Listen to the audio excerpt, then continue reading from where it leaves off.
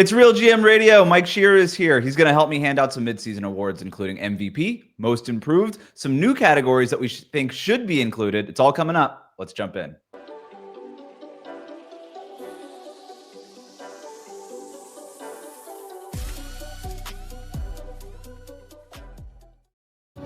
Mike Shearer is here. He's the writer of the great basketball Substack, Basketball Poetry. Also contributes to the great Locked On Podcast Network newsletter. Links to both of those will be in our show notes. And I mean this when I say it, Mike. I don't think that there's anybody writing about basketball with analytics, video, eye test stuff as well as you are. I really do mean that. And I don't want to, you don't bog down in numbers. You include some flair, you include the important ones, but most importantly, you make it fun to read. So really appreciate you coming on the show today. Yeah, thanks. That's music to my ears. You know, I think basketball discourse has become so elevated that sometimes I think we forget to have that sense of joy with a little bit, you know? So I try to bring a little bit of both. So it's great to hear. So excited to be here. Excited to have you. Let's jump right in. So mid-season point of the season, we're going to do something that I don't think any other podcast has ever thought of. We're going to do mid-season awards. We've got... Whoa. Yeah, right. Just breaking barriers here at Real GM Radio. While we're here, please go ahead and subscribe to our YouTube channel at Real GM Radio. We're really trying to drive the subscriptions up for that. But we're going to start with MVP, then we're going to hit some other ones. The normal ones, Defensive Player of the Year, Sixth Man of the Year, Coach of the Year, Most Improved, etc. And then some made-up ones, some that you've created and that we're stealing for the purposes of the show, and then some new surprise ones at the end. But let's jump right in with MVP. Who you got? It's Jokic, I think, right now. I am certainly willing to entertain the suggestion that it might be Shai Gilgeous-Alexander. I think he's come on really strong in the second quarter, which you already did a nice job of plugging me, but I did just release quarterly awards on Basketball Poetry, so please check that out if you're so inclined. For the year, though, I think it's still Jokic. He's doing the most with maybe not the absolute least in the league, but pretty close to it. It's pretty remarkable to me how every year his on-off differential just keeps climbing to the point where it's like they become a middle school basketball team when he's not playing, but they are true blue contenders when he's on the court. The box score stuff is overwhelming. I think you don't want to get too bogged down in the basics, but it is pretty astonishing to see this like 7-foot mountain man who, can't really jump. The athleticism stuff has been well covered at this point, who's averaging a triple double, averaging almost 2 steals a game, putting up truly some of the most insane efficiency metrics we've ever seen. To sum it up in a nutshell, he's basically the most efficient scorer in the game. He might be the best screener in the game. He might be the best offensive rebounder in the game. He is the best passer in the game. We're talking a lot about offense, not so much defense, and we can dive into that a little bit more if you want as well. But for me, it's Jokic right now, although I do think it is close. It's probably as close as it's been for a couple of years now with Nikola Jokic. I wake up one day and I think it's Jokic, and I wake up another day and I think it's SGA, right? To me, it is that close. And, I'm going Shai Gilgeous-Alexander right now. That was just sort of the mood that I woke up in this morning when I put my list together. The Thunder are on pace for 69 or 70 wins here. That's only been done 4 times in NBA history, and he's the best player on that team. They're going to probably win 10 more games in Denver this season. They're already on track to do so. The on-off stats nearly as great as Nikola Jokic's are. And this is sort of reminding me of when Giannis won MVP and Defensive Player of the Year in 2020. Now, I'm not claiming that Shai has any chance of winning Defensive Player of the Year because we kind of know who that's going to. But what he's doing defensively is been great. Like the two-way force that he is. He's the only guard in the league averaging 2 steals and a block per game. On offense, he's carrying that Thunder offense, which I don't think we usually assume, right? Like you think about Jokic and we know that he's carrying Denver's offense, but that's sort of a narrative and a correct narrative. I hate using that word, but that is something that we've talked about for years now, where we don't really talk about that with the Thunder because we think of that more as being sort of an ensemble cast. But you take Shai out of that, and they're very average offensively, and they're 13.5 points better per 100 possessions with Shai on the court on offense, offensive rating wise. So to me, he's as important to their offense as Joker is to Denver's. And with all of that in mind, and considering that Oklahoma City is sort of running away with the number 1 seed in the West, I'm inclined to go with Shai Gilgeous-Alexander right now, but at the same time, tomorrow, Mike, I can wake up and be like, you know what, Jokic is still the best player on the planet. Why am I overthinking this? Give it to him.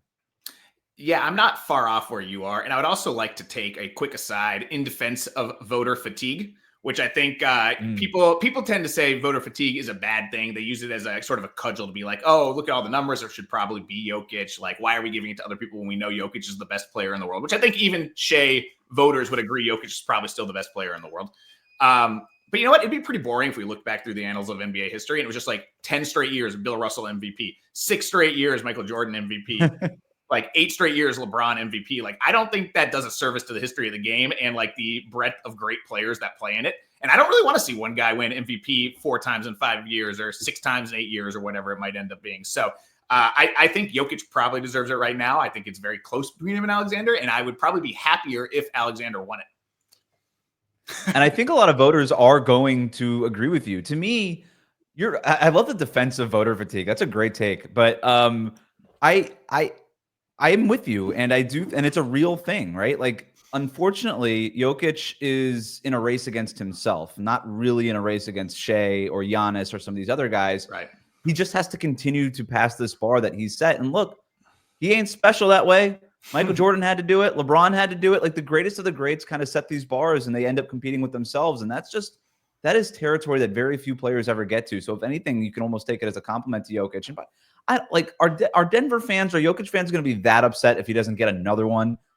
Maybe. But if it goes to Shai, somebody who's like actually deserving, and it's not like one of these weird MVP seasons where, you know, no shade to Russell Westbrook, but like he ends up getting it during a triple-double year for a 60, and people are like, why did we do that again? You know, for Shai, I think, you know, you would understand because of his impact overall. In terms of MVP, and I probably should have started the conversation with this, it's so difficult to even get an exact definition of what the MVP is.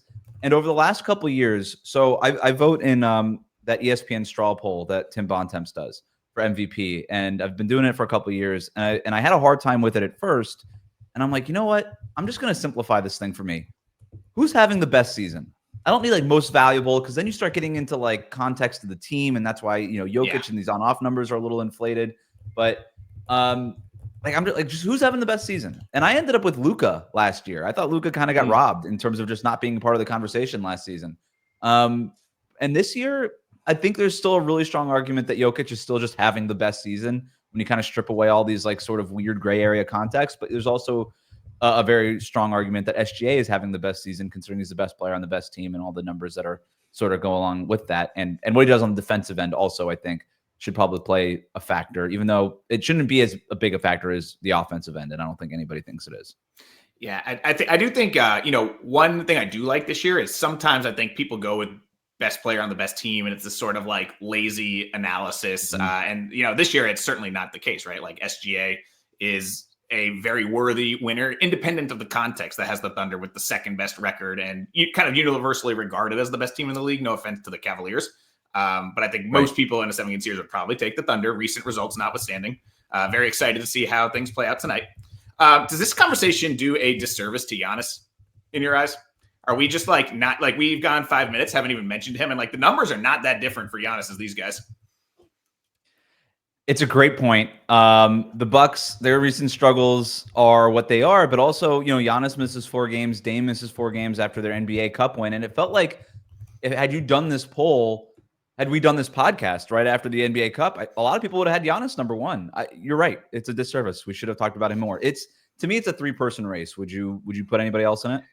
No, No, it would be these 3 in a tier themselves. And then 4 and 5, I actually think is going to be a really interesting conversation, which I don't know how deep you went in there, but I think Wembanyama has a very strong case to get onto MVP ballots right now, which, you know, maybe that's controversial at this point, but I don't think it will be by year's end, at least. So. Nope. You're in a friendly space when it comes to just lauding Victor Wembanyama and giving him a bunch of trophies that he hasn't I'm sure we'll be doing more of that literally soon. earned yet. Yeah. Yeah, exactly. We're ahead of our time here. No, in terms of Giannis, I think, look, this is quite literally an MVP race where it just feels like somebody else is leading by a nose every other week, right? And like I said, after the NBA Cup, Giannis was leading by a nose, and it was Joker and it was SGA, and like Jokic went on that insane run in December, and we're like, yep, it's Jokic, just hands down. If he's playing like this, doesn't matter. And right now, I think it's Shai, considering how many games that the Thunder are winning and some of these stats that he's putting up. But I think we're close to Giannis having another week where he's in the limelight here. The Bucks have won 1, 2, 3, 4, 5 of the last 6 games. And they have a pretty easy schedule coming up. Toronto, Philadelphia, New Orleans, Miami. The Clippers are a tough team. And then Utah, Portland. Like, that's mostly a winnable stretch. Like, they're going to be favorites in all of those games, I would think. Maybe not the Clippers on the road, but probably they're going to be favorites in all those games, more likely than not. So if the Bucks go on this stretch of having won, 9 out of 11 games or something like that, Giannis is just doing what he's been doing all year, averaging 30 points and double-digit rebounds and all this stuff. Yeah, there's going to be a week where everybody's going to do what you just did a couple minutes ago, where it's like, should we be talking about Giannis more? Like, that will be a headline on ESPN at some point. Yeah. Let's do Defensive Player of the Year. And I am admittedly stealing this from your newsletter, where on Basketball Poetry, again, you can find that on Substack show, link in the show notes. You broke it out by perimeter defensive player of the year and interior defensive player of the year. And you do it by the quarters, to be clear. But I love the concept. I love it more in terms of, I don't know that I would actually want it implemented, but I love it more for just like podcast fodder. So that's what we're doing here. Give me your reasoning why you think there should be a perimeter defensive player of the year. Or do you? Yeah. Or is this just sort of like a newsletter gimmick? I don't know. No. This is something I believe pretty firmly, because this to me is not the same thing as like MVP, where it's like at the end of the day, there is going to be a best player on any given team. And you can kind of compare the alpha dogs because they are the engine of their team, right? That's not really how defense works, where roles are much more narrowly defined. And the way that players impact their team's defense can be similar, but it's done in such drastically different ways. There's a school of thought right now that I probably am partial to, that like interior defenders are just generally more valuable to a defense simply because they're going to be involved in more plays. Like, you can be the most dogged perimeter defender, you can be out there chasing around screens, etc. But eventually, if an offense really wants to, they can get you out of the play, right? Either the ball goes to somebody else, you get screened off and you have to switch, something happens. Like, it is possible to do that. Smart defenses are able to kind of keep their big men in the play, or around the rim at least, and deterring the play in almost every possession. And so the thought is like, hey, these guys are always more impactful. But I don't really like that. I don't like simplifying it that way, because then it's like devaluing the also a very important job of like guarding the ball handler, And so for me, like, I like to split it up between interior and perimeter guys, kind of judge people amongst their peers as opposed to guys whose jobs are entirely different. So that's kind of why I set it up that way. I don't disagree with anything that you said. If we wanted to split up the awards, I wouldn't have a big problem with it. I do just genuinely believe, though, that it's okay to just give the award to the bigger the bigger humans, because basketball is a game that depends a lot on height and size and all these things. Like, it's sort of the one sport that depends on that kind of thing more than anything, where it's really just it's sort of this inarguable trait that you have to have, right? It's a sport that self-selects for height, and so, if the guy that's 7 feet is more valuable defensively than the guy who's 6'3", then I'm okay with that. But like I said, it's great for podcast topics. That's what we're going to do here. Give me your perimeter defensive player of the year so far. Yeah. So this is, I would say, out of all the awards, this is probably the hardest one to come up with like a answer you feel really good about. There's a couple of reasons for that. One is like publicly available metrics just aren't as rock solid for perimeter defense. Like, sure, you can go up and pull up like, EPM or LeBron or some of these other all-in-ones, and they'll tell you like who they think is very impactful, but you can't break it down into its components the way you can with rim protection. You can't be like, oh, this is how many shots they contest to the rim. This is how many shots they deter away from the rim. Like, there's not really the same equivalent in perimeter, which makes it obviously a lot harder to kind of nail down and feel really good about it quantitatively. But that makes it more of an eye test thing, I think, which like it's kind of a dirty word in this space. But when it comes to perimeter defense, you just have to watch a lot of basketball. A lot of us figure out what's their role in the team. One person's like might be watching a game and see somebody get blown by and be like, that guy sucks on defense. Somebody else might be watching and be like, oh, that guy is steering him correctly towards the help. You know what I mean? It can be a little tricky if you don't have the context to judge what you're watching. That is a long-winded explanation of why I ended up on Thompson. who I think has been interestingly, he didn't really win perimeter defensive player of the quarter in either of my quarterly selections yet, but I kind of had him second in both quarters. And I think the consistency he's shown all year has been pretty remarkable. There's something about being, a top percentile athlete in a league of top percentile athletes that turns out to be really helpful on defense. Who could have guessed?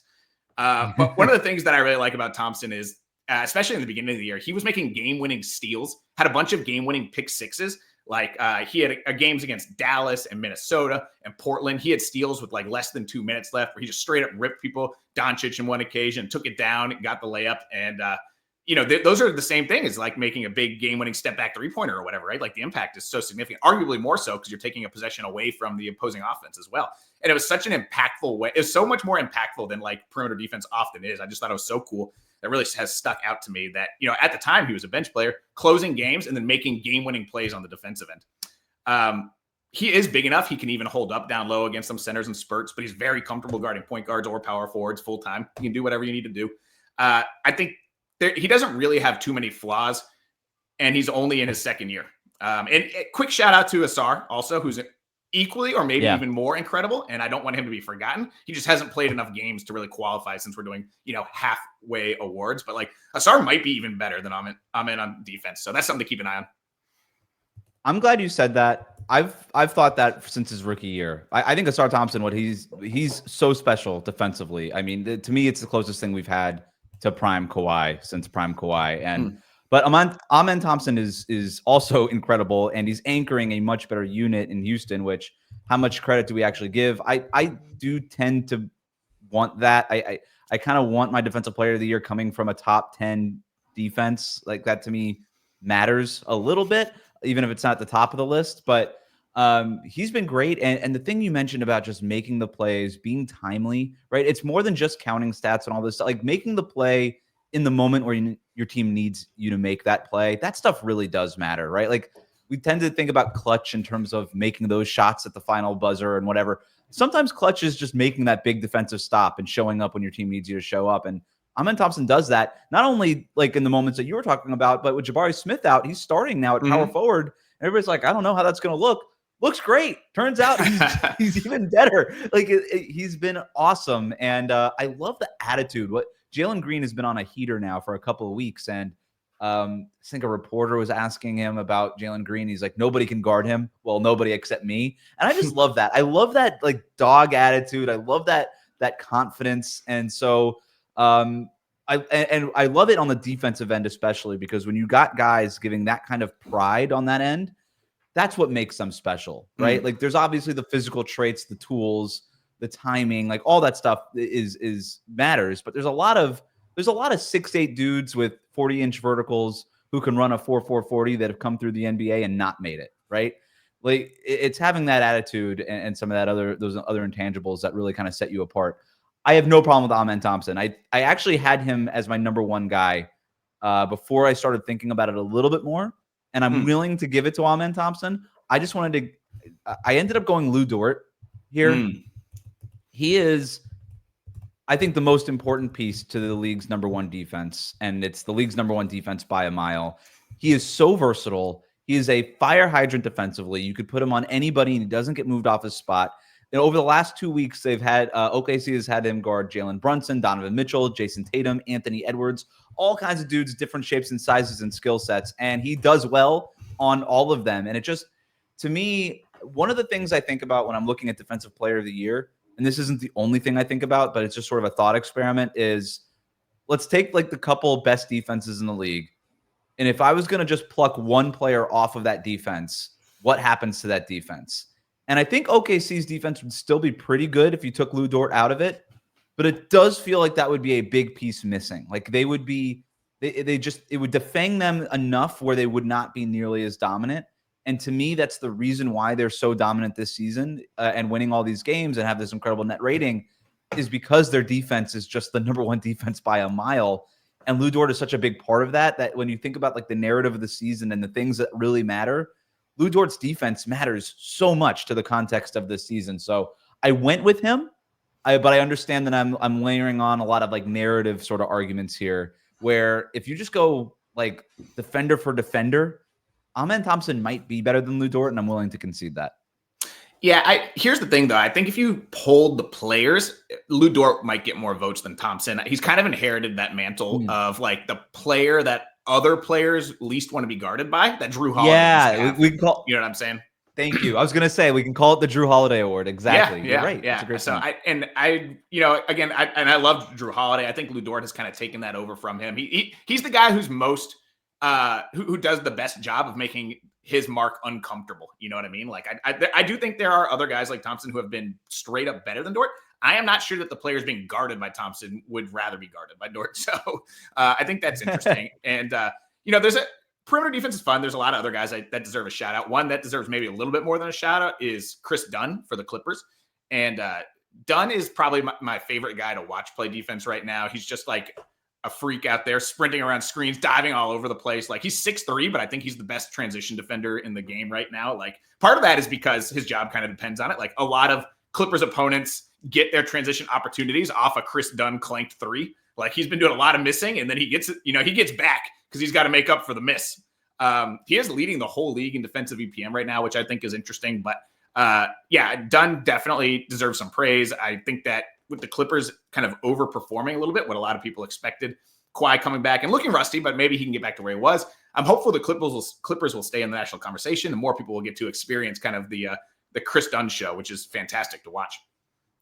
Yeah, Dyson Daniels was most entertaining defensive player to watch maybe in the first sort of quarter of the season, and then he's been dealing with some injuries, and now it's Chris Dunn. We're going to hand out our Academy Awards later. I don't have one for most entertaining defensive player, although that's something I kind of keep track of. You do? Okay, perfect. And maybe Chris Dunn is that guy, but let's go to interior defensive player of the year, which is going to be our defensive player of the year. I'm sure you have Victor Wembanyama. I also have Victor Wembanyama. Is there anybody else that you wanted to shout out, though? Yeah, I think that Jaren Jackson Jr. probably deserves praise. And this is a guy who I've actually never quite been as high on, I think, as others. Like, I did not pick him to be defensive player of the year when I believe he won it a couple of years ago. But he seems a little bit better, a little more reliable this year. He's not fouling as much, although I say that, and he did have a game where he had 6 fouls in the fourth quarter, and he went from 0 to fouled out in the span of like 10 gameplay minutes, which was pretty astonishing. But he's like anchoring a Grizzlies lineups that are really solid defensively, like 88th percentile defensively. And there's not that much defensive talent on the Grizzlies. Like I think Taylor Jenkins and his staff are very underrated defensive technicians, but you look at the Grizzlies and it's a bunch of guys who are like varying shades of okay to bad, except for Marcus Smart, who's missed more than half the year, and Scottie Pippen, who is their backup point guard, and despite it all, like the Grizzlies are hard to score on, and that's almost entirely due to Jaren Jackson Jr. So I think he deserves like heavy consideration for second place. We might have to, like, we're making all these new defensive player of the year awards over the next few years. We actually might need to do like a silver medal for defensive player of the year, because it's going to be tough. Victor Wembanyama is the runaway here. I can't imagine a world where he doesn't get it. We don't need to explain Victor Wembanyama to our listener. Like this is an audience that very much understands the impact of Victor Wembanyama. I will say this though. I have this one stat. The difference between Wembanyama's total blocks this season, he's got 137, and second place, Walker Kessler at 80. That's the difference between Walker Kessler's blocks and Anthony Black, who has the 81st most blocks in the league. That's the difference between Wembanyama at 1 and Walker Kessler at 2. The difference between Wembanyama and Walker Kessler is the equivalent defensively of Walker Kessler to Anthony Black. That's what we're talking about. It's insane. That's crazy. I have a very similar stat that was second quarter specific, that Wembanyama had 69 blocks in the quarter, and second place Miles Turner had 39, even though Wembanyama played 16 games and Turner played 19. So, he's just doing stuff we literally have not seen in decades, and maybe ever when you can compare it to the relative averages, right? So, you could talk about Wembanyama for forever, but I feel like we're just going to have years and years to do so. So why waste people's time now? Well, you brought up the history of it. So with what he's doing this year, I wanted to ask you, and I understand I'm just sort of bringing this on you in surprise, but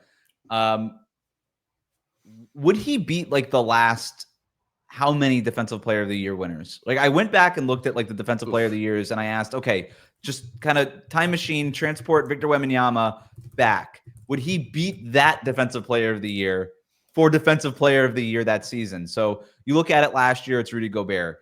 You can start there. Like, do you think that Wembanyama, with the season that he's having, because it's even better than the season he had as a rookie, do you think he beats Rudy Gobert last year? I do. Yes. Okay. Yeah, I'm looking at the list right now. So definitely beats him last year, I think, without question.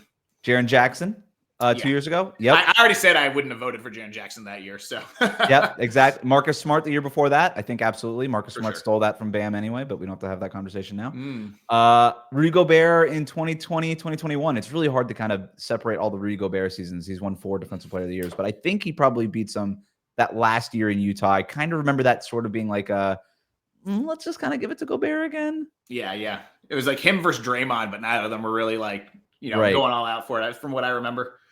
Giannis, the year he won MVP and Defensive Player of the Year, I think Wemby beats Giannis, but there was a big narrative sort of push to get it to Giannis that year. First guy since MJ, all that kind of stuff. But I think Wemby would have beat him that year. Yeah, for sure. So this is where I ended up. I have him also beating Gobert in 2018-19. I looked at the stats for Gobert, his first Defensive Player of the Year in 2017-18. He was dominant, anchored the number 1 defense in the league in Utah. Was it number 1? I have it written down. Maybe it was number 2. But an elite defense. It was the number 1. Sorry. Number 1 defense in the league by a mile in Utah in 2018. His rim protection stats were insane. It was the first Rudy Gobert Defensive Player of the Year award that you could argue kind of won him several more Defensive Player of the Years. Not to say he wasn't deserving after that, but it really established himself as the most dominant rim protecting force in the league for basically half a decade after that. So Gobert could have won it then. Maybe there's still an argument for Victor Wembanyama when you look at his numbers, though. What he's doing this year, like you could still transport. And by the way, if you transported Wembanyama to 2018, I think all of our brains would have exploded. But the last guy I have it who I think would have gotten it over Victor Wembanyama this year, Draymond Green for the 2017 Golden State Warriors, the number 2 rated Warriors defense, the best Warriors defense, I think, of that era. And Draymond was just sensational. All the advanced stats bear it out. He was holding opponents to a worse shooting percentage than even Wembanyama is this year. He was so dominant, switching 1 through 5. Just, again, the anchor to one of the great teams we had seen. So I think Draymond would have gotten it in 2017. But that's how far back you have to go before Victor Wembanyama wouldn't have won it in a time machine.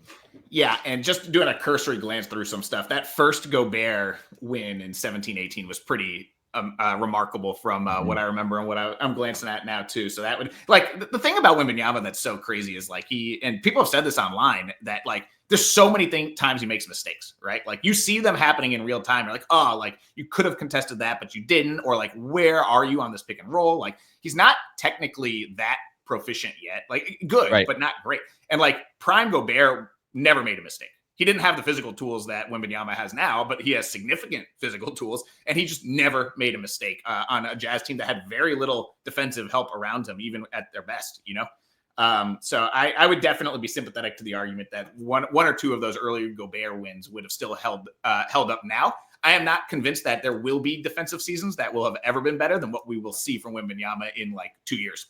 He just needs a little more experience. Well, that brings me to my next historical data point here for Victor Wembanyama. So there's been 3 players who have won 4 Defensive Player of the Year awards. Nobody's ever won more. Dikembe Mutombo's got 4, Ben Wallace, Rudy Gobert. That's the group.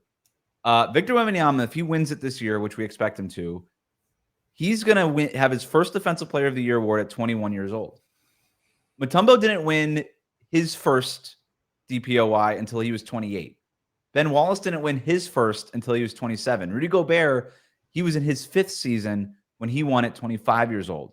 So Victor Wembanyama is going to have won his first Defensive Player of the Year, presumably, by at least 4 years before anybody else on that list, and 7 years before Mutombo did, in terms of age. And so my only question is, how many is he going to win? Like he could be part of the 4-timers club by the time Rudy Gobert won his first by 25 years old. That is a real thing here. That's what we're talking about in terms of the context of what Victor Wembanyama is doing and how young he is doing. Yeah. And listen, he's going to put voter fatigue to the test pretty quick.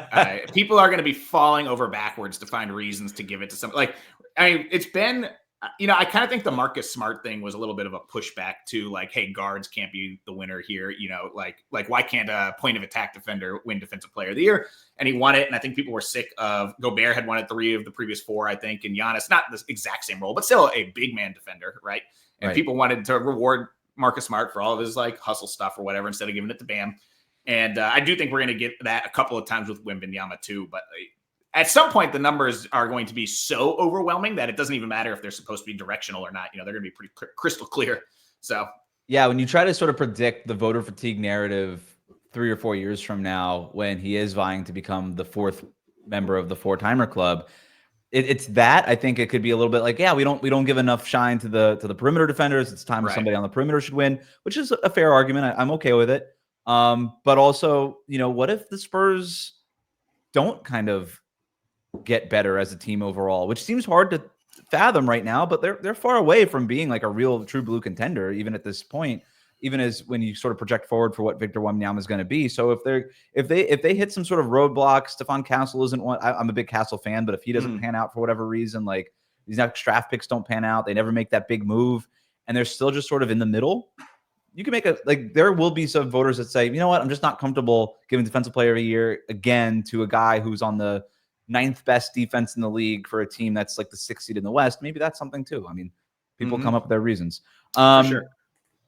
Let's go to most improved. This one was really interesting to me. And there's a name here that I don't think a lot of people are talking about. I really haven't seen it that I'm going to bring up, but I'm interested to hear your name for most improved player. Okay. I've got 3 guys here.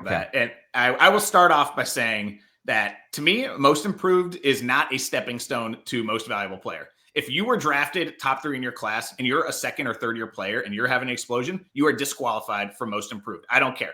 I understand people say that like the absolute improvement level is highest for guys like Wembanyama going from year 1 to year 2. And I get that. And I think it's stupid. I think that completely misses the point of the award. So I agree with you. Yeah.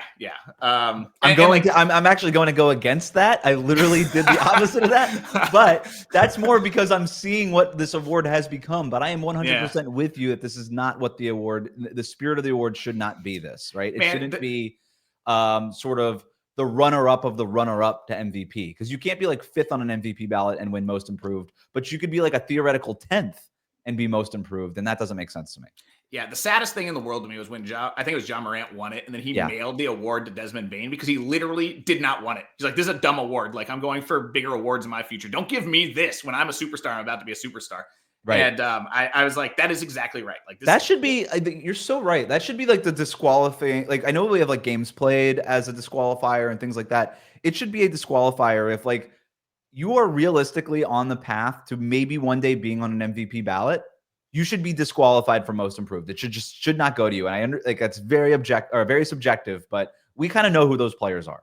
Yeah. Or at least we know the players who that's the expectation, right? Like if you're drafted top 3 in any given draft or whatever, and you're just getting better every year the way that people wanted you to, like, I don't know. I don't think they should care about MIP. I don't think they're going to be offended that they don't win most improved. You know what I'm saying? Right. So that was me starting off by saying like, hey, it's not even any of those guys for me. I am curious now to hear who you have, but now that I know I'm not stealing your thunder, since you said it was a guy kind of like that, I'll throw out my 3 names and then tell you who I picked.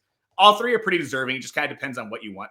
And I have Jalen Johnson, Norm Powell, and Tyler Herro. And those are the 3 guys that like I think probably deserve it the most this year based on like my own made up criteria that doesn't have to apply to anybody else. I love what Jalen Johnson's been doing in Atlanta. I think it's really cool to see how he's become this Swiss Army knife who's putting up some absolutely bonkers like box score stats. 19, 10, 5, 1.5 steals, 1 block per game. There's only been 6 guys who have done that since the merger. Garnett 3 times, Larry Bird, Charles Barkley, Chris Webber, and DeMarcus Cousins. So, and now Jalen Johnson, if it holds. And like, that just shows like how important he is and all the crazy things that he can do. So love that. Tyler Herro, obviously, you know this better than I do. I don't really want to talk about the Heat to a Heat guy, but it's pretty impressive to me to see him step up his volume and his efficiency as he's transitioned to becoming the focal point of every defense's game plan. I think it's really hard to do that when you take a step. Like, it's not even the volume so much as the step up in the offense's pecking order. And suddenly, people are scheming to take everything away from you with their best players. Like, Amin Thompson is guarding Tyler Herro, and he's still able to kind of have his way and, make some big shots, make some big passes. But I think I'm just going to go with Norm Powell. I just think it's so remarkable to me to see this guy, 31 years old. Basically, I don't even want to say that like he's doing things wildly different so much as he's getting an opportunity to do things he's only had like a little bit of time to do in the past. He's doing them better than ever before. Like it's really hard to scale up your volume and your efficiency. And Norm Powell is like, hey, I was one of the best shooters in the league last year, shooting 5 3-pointers a game. How about I just become like the best 3-point shooter in the league, shooting 8 times a game from 3? And like these are improvement is kind of tricky when we're talking about shots, especially for a guy like Powell, who we know is a really good shooter. But yeah, it's just like so cool to see a guy having this like insane renaissance. He's getting the ball in his hands a lot more often than ever before. And that's like per minute. That's not just because he's playing more minutes now, you know? And he's also like reinvested on the defensive end a little bit. Like he was really bad on defense the last couple of years, whereas I thought he was kind of feisty early in his career. And he's not like a lockdown defender. That's Chris Dunn's job. You know what I'm saying? But like, right. I just love the fact that Powell's scoring has exploded, like that he's just doing so well with this new opportunity he's got. And like, realistically, it's probably going to go to Johnson and Herro. And gun to my head, if I was making an official vote at the end of the year, like it'd be a little bit more defensible. But just in the spirit of the award, like I just love seeing what Norm has done. And so that's what I'm going to go with. 3 great picks. I have no problems with any of them. What Tyler Herro has done, not only in like and it's such a great point, like the scaling up and the volume and the efficiency is one thing. We've talked about his shot profile. It's been out there, but that mindset is so hard to flip, 6 years into your career where you're like, not only is it what you've done in your NBA career, but it's what got you to the NBA. It's what made you the 13th pick in the draft is this mid-range game and all this stuff. And I remember talking with Udonis Haslem a couple of years ago for a story I was writing. And Udonis Haslem, who spent time around LeBron, Dwayne Wade, the greatest of the greats, said Tyler Herro is the most skilled basketball player I've ever been around. And I think some of that is dripping with hyperbole, but it does, like, to even have him in that same conversation. I was like, oh wow, like I wasn't expecting that to come out of your mouth. And then you start watching him. I started watching him with that in mind. I was like, yeah, this guy, like, there's nothing he like really can't do. It's more of like what he will and won't do. And his catch and shoot numbers were always up there with Steph and Clay. And it was just a matter of, all right, like on a smaller volume, could he up that volume and maintain the efficiency? And not only has he upped the volume to that level, but he's increased the efficiency. He's become even better in that regard. And I think doing that while also moving up in the pecking order, and you did a great story for this on Basketball Poetry also a week or two ago. Yeah. Is remarkable. And so if I had to give my vote, understanding the homerism that exists within me, I would probably give it to Tyler Herro. But the guy that I at least wanted to shout out, and again, I don't know that I would give it to him, but it would be Evan Mobley if we kind of reverted back to a great player making that leap to like awesome, like, that next like sort of superstar level player. He's averaging 3 more points per game, shooting better from 3-point range. He's seen a big bump in his usage rate. And him blossoming more than anything is a big reason why the Cavs just don't have those fit concerns that they had last year. And Kenny Atkinson deserves a lot of credit. Donovan Mitchell deserves a ton of credit for sort of taking that willing step back the way that sort of Jason Tatum did last year for Boston. But Evan Mobley kind of makes all that stuff sort of click into place.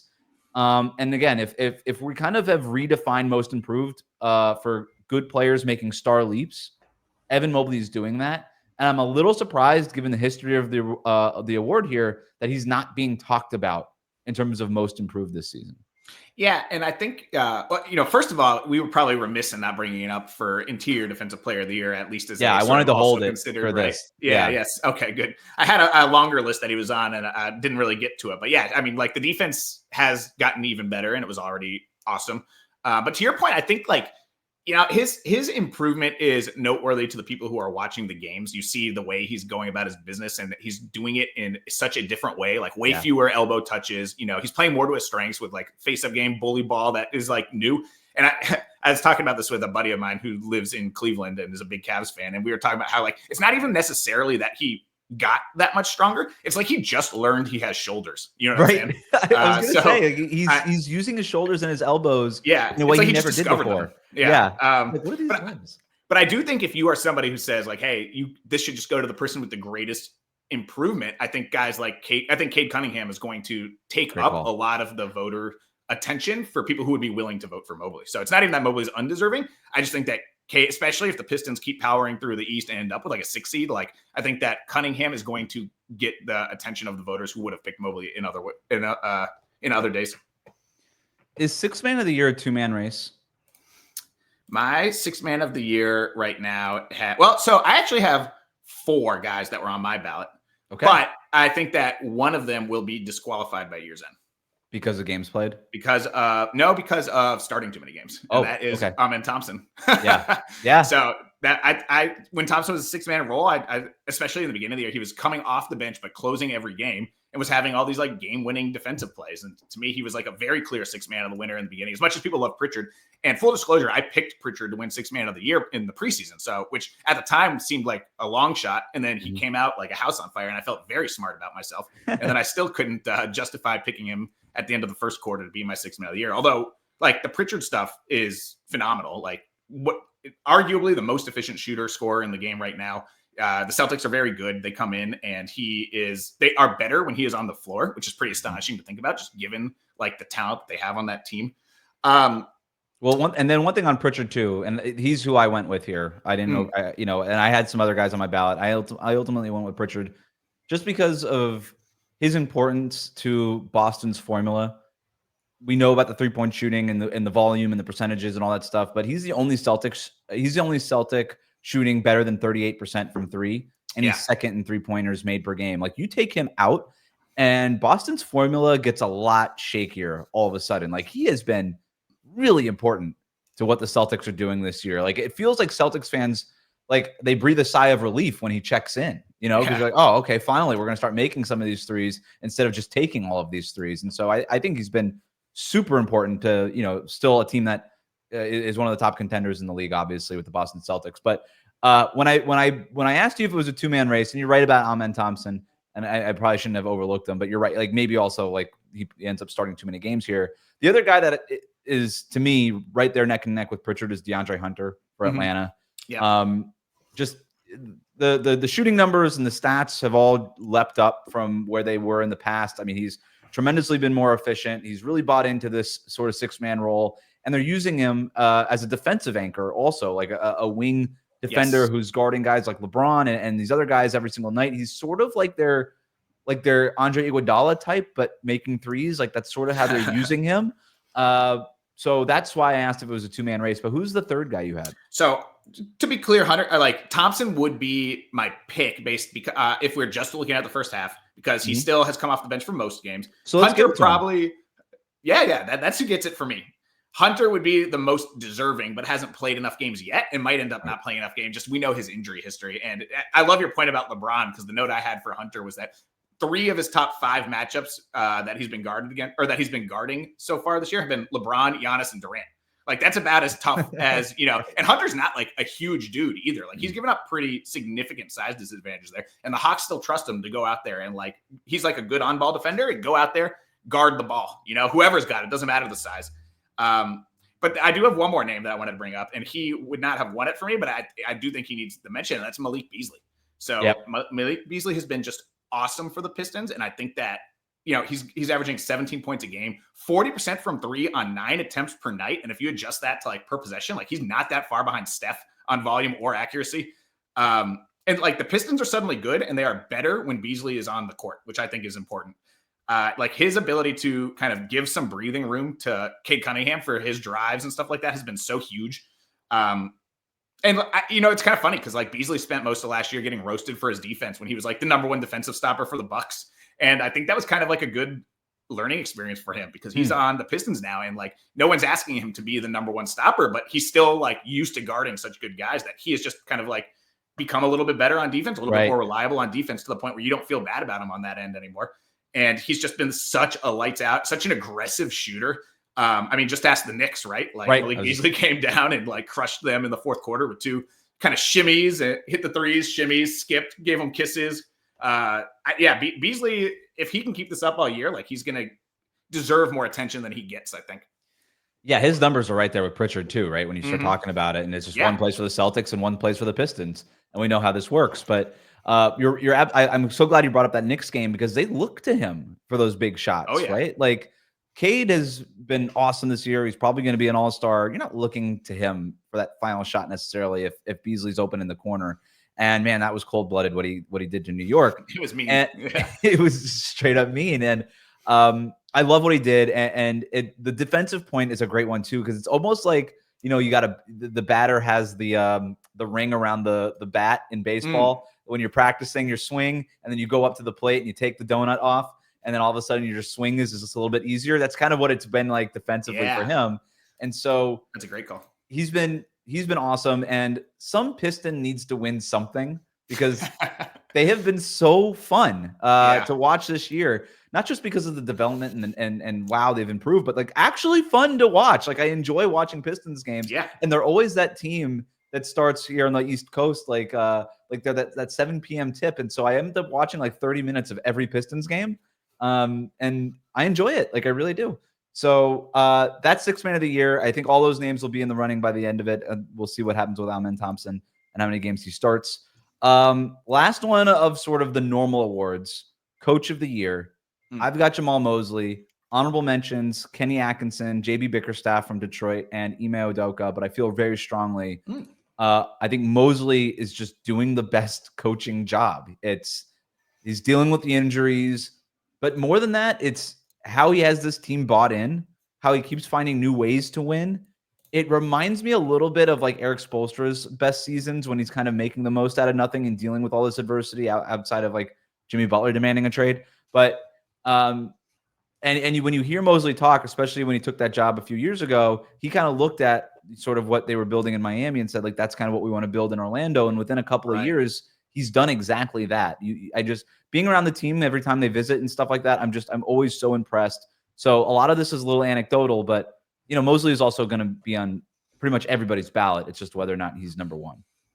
Yeah, and coaching he was actually third on my ballot, but I am certainly like coach of the year more than any other one is more about like what do you value, right. Like it's you can either go for like the team or the coach making the most with the least, which is the Mosley argument, right? And in some respects, I think coaches probably secretly, they would never admit this in public, but I bet you every coach loves when they have like 4 starters who can't play and they just have to like really coach up a storm, right? Like they get to do all this crazy stuff. They get to try combinations they would never be able to try otherwise. Like I think they probably enjoy the challenge of that part because every coach at the end of the day is a puzzle solver. Like that's what they like to do.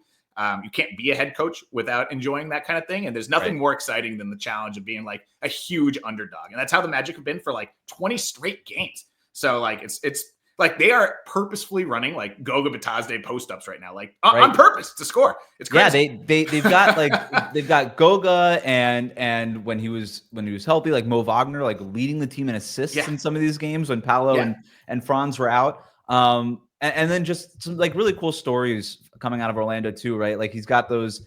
He told all the young players that every time you screw up a defensive rotation, I'm going to fine you $100. Knowing that the young players didn't know that was against the NBA rules, that the Players Association never allowed, and they bought in. They're like, "Oh my god, I don't want to lose $100 every time I screw up a rotation or sort of misread like, do I go over or under on this screen?" And so he called them like these silly fines. And so eventually they caught up to it, but by then, the program had taken hold enough where it's worked, right? Like this is a team that very rarely makes mistakes despite their age, right? Especially on that defensive end. And then when Paolo and Franz and more recently Jalen Suggs were out, and obviously Paolo came back, but like he would have them sit in on coaches meetings, which I think is really cool. Like you sit on coaches meetings and then design the plays, like the first play of the game for a handful of games. It's like, Paolo, you want to design the first play of the game and empowering them, making sure that they stay engaged. Like that's really cool stuff that goes on behind the scenes that I always look at head coaching in the NBA as an iceberg. We see the very little of what actually happens. Like, coaches will get a lot of praise for like a really cool sideline out of bounds play. And then all of a sudden they'll get some defensive or some coach of the year love. And I'm like, that's cool. And it's important. It's about 1% of what actually matters to being a head coach is drawing up like a sick sideline out of bounds play. It's everything that really matters goes on behind the scenes and you never see it. And if you're fortunate enough to sort of hear some stories, then that's when you kind of get an opportunity to kind of, peek behind the curtain and see what's really going on. And I think Mosley is one of those iceberg guys where it's like, yeah, at the top, it's hard because he's not out there designing like these plays that go viral on Twitter, but behind the scenes, he's got this team really bought in. And I think he's doing a tremendous job. That said, any of these other guys, if they win it, I would be more than deserving. Is there a name that I didn't mention? Yeah. So I think 2, I don't think you mentioned Mark Daignault. who I think you just have to consider just because of how successful the Thunder have been. And you can be like, hey, this talent or this team has so much talent. Any coach could come here and do well. And like, totally maybe that's true, but they've done a lot of cool stuff. They changed their offense to integrate, Isaiah Hartenstein, who didn't have anything like the skill set that their centers did from last year. So that required a lot of like maneuvering. There's so much talent on this team, but you never hear any grumbling about minutes or touches or like that's hard to do on a team that has as many good guys as the Thunder. That's a great point. And you did say Kenny Atkinson. He was my pick. Like comes in, takes a core that people had kind of written off, or at least were very unconvinced could be good. And I was higher on Cleveland than most, but I wasn't like first seed in the East running away with the best record high on them, right? And right. The way that he's managed to keep the defensive identity while improving the offense in every possible way is very impressive to me. And the one guy I just want to throw in there that you didn't mention either is Taylor Jenkins, who is I swear there is a bigger disconnect between how I view Taylor Jenkins and how Memphis Grizzlies fans view Taylor Jenkins than like any other coach in the league. They do not like Taylor Jenkins. Right. I was shocked. I was like on a Grizzlies Reddit the other day, and I was just like, wait, you all hate this guy? Yes. I thought we all liked this guy. Me too. And I was wrong. So, but I like, weird. They made a lot of waves with their the new offensive system that they've implemented that basically eschews the pick and roll for a constant motion cutting offense. I think it's crazy how they're just always injured, but they're still like a top 6 or 7 team on both sides of the ball. And, it's even if you have talented guys stepping in, which like, I don't know that the Grizzlies have the most talent rich roster in the league. Like it's just hard to keep that up from a chemistry standpoint, like people's roles are changing every night. He's turned Scottie Pippen and Jay Huff into like superstar subs, somehow. So like, I think that Jenkins deserves a lot of credit, and we might, considering just how consistently awesome the Grizzlies are in the regular season, basically every year besides last year, when eventually even their resilience was tested by like having 15 guys injured at the same time. So like, I do think Jenkins doesn't quite get enough love, but part of that's because nobody in his hometown seems to like him. Yeah, he's not getting that. He's not getting the local media push, is he? Like, so I don't know what the local social media. It's so strange. I'm so glad you mentioned that because I had thought the same thing. All right, we're gonna move on to our Academy Awards. This is obviously extremely made up, and this is the way I think about it. This is not qualitatively the best offensive player, best defensive player, nothing like that. I looked up the criteria for the Academy Awards, and this is what Google told me. I don't know how true this is, but Google found it, and it doesn't need to be that true. It just needs to be good for the podcast. When judging a best lead actor, the primary criteria is the actor's ability to deliver a standout performance in a leading role within a film, encompassing elements like character development, emotional depth, technical skill, and the overall impact of their performance on the narrative. So I've got 2 Academy Awards that I want to hand out, one for best lead and one for best supporting. And the criteria are going to be the same: character development, emotional depth, technical skill, and overall impact for their performance on the narrative. And so because of the narrative aspect of it, you know what I mean? Like, you don't get the Academy Award doesn't usually go to an actor or an actress that's not starring or supporting in a film that's not nominated for best film, right? Like the two kind of go hand in hand. You got to be acting in one of the best films to win one of the best actor awards. And so that's how I took the top 10 teams by record. That was it. And I eliminated the other 20 teams. If you're on one of those other 20 teams, sorry, your team isn't nominated, and therefore none of your actors are nominated. So I went there right away. I went for best lead actor. It was a 2-man race. I went with Donovan Mitchell. Because the character development and the emotional depth are there for him, right? Taking that willing step back. What a great story, right? Putting up MVP caliber numbers in the past, or something close to it, MVP, ballot caliber numbers, all NBA, all the time, all-star. We remember the playoff heroics, but we also remember the hard ceiling that Donovan Mitchell teams had tended to have, right? Like Utah, including this Cleveland team.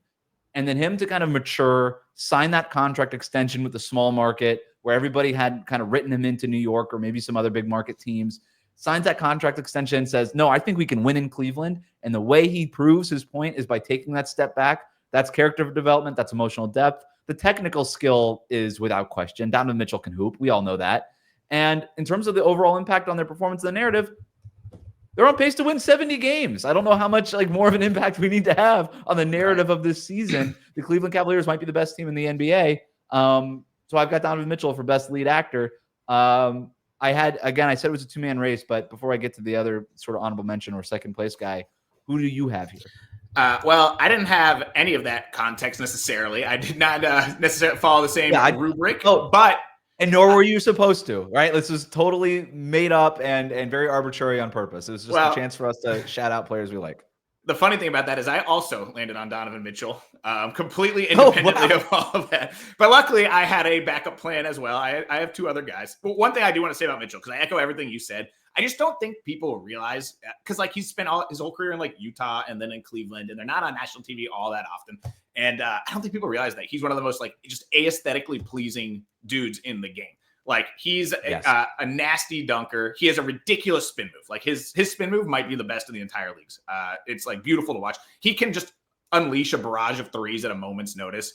But like he's totally he's become totally ego free to your point. Like he's willingly taken this step back to the point where I've seen people trying to convince me that Darius Garland is better than Donovan Mitchell. And I love Darius Garland. I'm a fellow, Vandy alum. So like, that's my guy, but I cannot get on board with that train, unfortunately.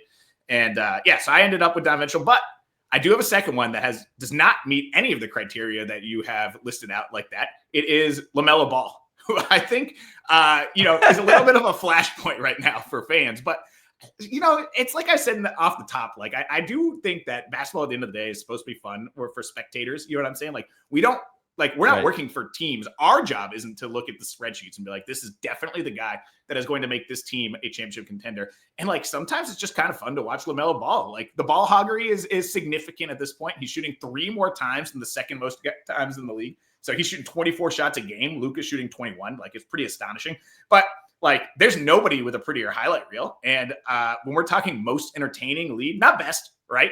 But when we're talking most entertaining lead, like it is hard for me to sit here and say with a straight face that LaMelo is not going to be on any list of most entertaining leads to watch. Yeah, he's like, he kind of wins the award for like best Marvel movie of the year, where it's the like popcorn summer flick. Yeah, right, exactly. Like we know the substance isn't exactly there, but it's fun to watch, and I might have enjoyed watching him more than the movie that won the Oscar, right, for Best Picture. It's a great call out. The other guy I had here was Giannis. I still thoroughly enjoy watching Giannis. I love the fact that he's stopped taking threes. I'm totally in on that. It's sort of old school, but also like this alien that dropped off the back of a rocket ship many years ago, and we're just sort of watching him grow up here still. So he's still doing these things. Like Wembanyama is now the guy who does something you've never seen before, but that's only because Giannis did so many other things that, like, when Giannis was doing them, we had not seen those things before. Right. And now he's doing all those things still, but he's doing them on a nightly basis, and it's still amazing to watch. And I think he's technically better than he's ever been. And everything that's sort of gone on in sort of the soap opera of the Milwaukee Bucks season, like in the first 2 weeks, like, does Giannis want to get traded? And then they win the NBA Cup. Like these highs and lows have been just, great cinema is the Milwaukee Bucks. And you got Doc Rivers' voice just sort of narrating the entire thing. What about best supporting?